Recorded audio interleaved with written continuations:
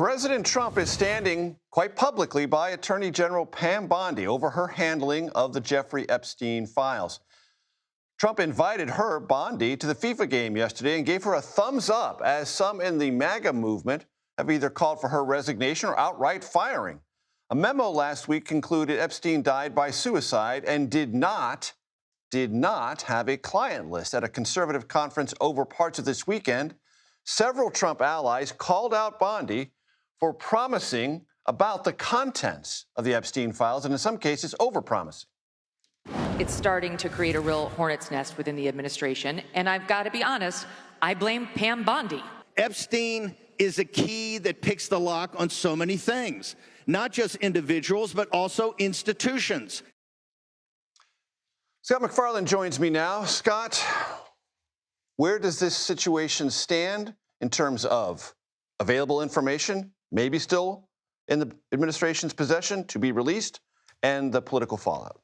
Well, the week began with everybody still in their jobs. Right. That's a good starting point. Deputy FBI Director reported to work today, we are led to believe. Everybody's on the job Don still. Bongino. Nobody's quit in a high-profile fashion, but we'll see if the week ends that way. Okay. Because you have this incredibly rare, if not unprecedented thing, a fracture in the impenetrable base of MAGA.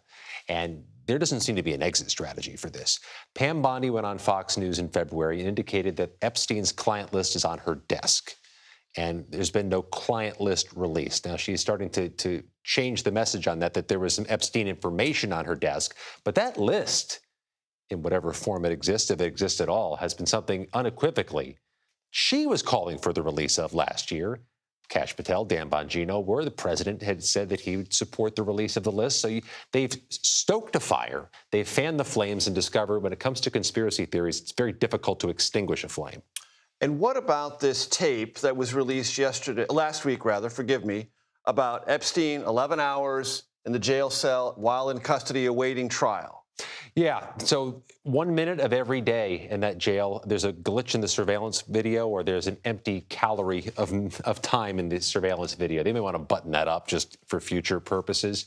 But that missing minute, though it may be explained, has taken on a life of its own. Yeah, and it will continue to. The last thing you want to do to a conspiracy theory is stoke it with some other unanswered question that could, even if it's a red herring, could make people ask more questions. And it feels to me, Scott, as if the gap here is we don't know if this is the actual resolution, truthful resolution. There is no client list. He died by suicide. There's nothing suspicious about it. Or is the gap that they kept saying when they were on the outside looking in that there was something, there had to be more. Now they're on the inside saying there is no more. Is it the truth, or is it the allegation that is still carrying the day online? I think the problem politically is that they very recently were making claims from the outside.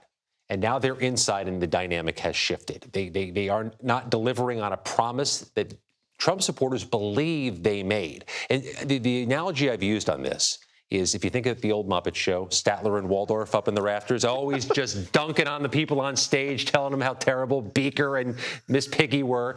When you're on stage, it's a much different dynamic than when you're in the rafters calling things out. And I think this new normal has created a problem for Ms. Bondi and Mr. Patel and Bongino to adjust to.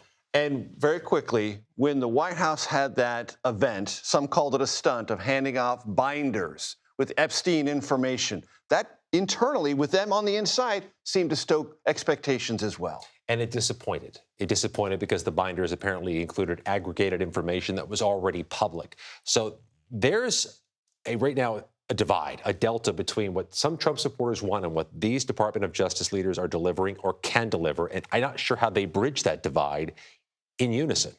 And you raise the prospect major of some internal dissension between those three and somebody being on the outside looking in. Scott MacFarlane, always a pleasure, sir. Thank you.